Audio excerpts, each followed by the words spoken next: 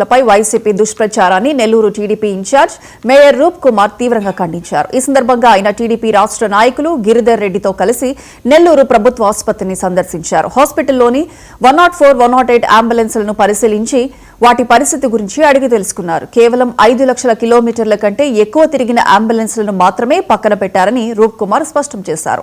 ప్రజలను మభ్యపెట్టేందుకే వైసీపీ లాంటి దుష్ప్రచారాలు చేస్తోందని ఆయన మండిపడ్డారు. ఏదైతే 5 లక్షల కిలోమీటర్ల పైన తిరిగి రిపేర్ కి పనికిరానటువంటి ఇర్రిపేరబుల్ వెహికల్స్ అవి ఈ ప్రభుత్వం వచ్చిన తర్వాత కాదు, గత ప్రభుత్వంలోనే మూల పడేసినటువంటి వెహికల్స్ దాదాపు నెల్లూరులో 19 వెహికల్స్ ఉన్నాయి. మీరే చూశారు.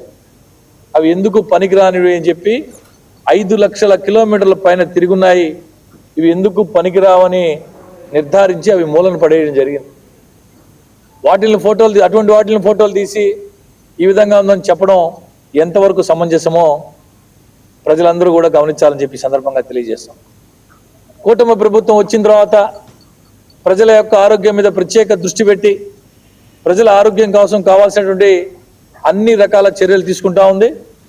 ఇప్పుడు అందులో భాగంగా మీరు చూసాం,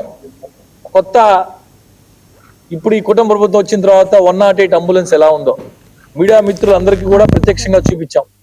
అత్యాధునిక మొబైల్ ఐసీయూ లాగా ఇప్పుడు 108 ఉన్నాయి. ఏదైతే రిపేర్ చేయదగి పనికొస్తే అనుకున్న వాటికి రిపేర్ చేయించి పనికిరాని వాటి స్థానంలో కొత్తవి తీసుకొని వచ్చి ప్రజలకు కావాల్సినటువంటి ఆరోగ్యపరమైన అవసరాలు తీర్చేదానికి కూటమి